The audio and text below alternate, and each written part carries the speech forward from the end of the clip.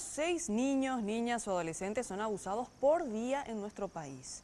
Organizaciones sociales llevaron a cabo este sábado una marcha para visibilizar este problema y exigir al Estado políticas públicas para revertir esta situación. Desde enero del 2016 hasta abril del 2017, 2.595 denuncias de niños, niñas y adolescentes abusados o explotados sexualmente se han realizado en nuestro país, es decir, al menos 6 casos por día. Organizaciones sociales marcharon este sábado bajo el lema Mi cuerpo, mi territorio, ni usen ni abusen, exigiendo que las autoridades garanticen la protección de los jóvenes de nuestro país.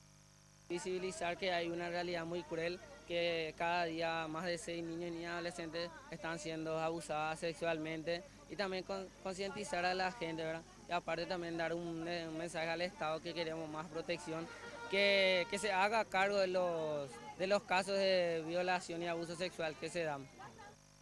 Marcharon desde la Plaza Uruguaya hasta el Panteón, donde leyeron un comunicado.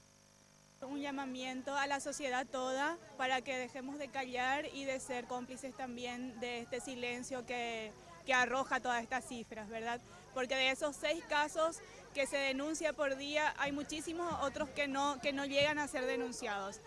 También queremos hacer un llamado a las víctimas, a los niños, niñas y adolescentes, a que no se sientan solos y a que no se hagan cargo de la vergüenza ni de la culpa, que en realidad el Estado paraguayo es el que tiene que garantizar esta acción y accionar para proteger los derechos de las niñas, niñas y adolescentes, y que es algo que no se da de manera integral. La movilización también se realizó por tercer año consecutivo para recordar a Felicita Estigarribia, la niña de 11 años abusada sexualmente y hallada muerta en la ciudad de Yaguarón en el 2004.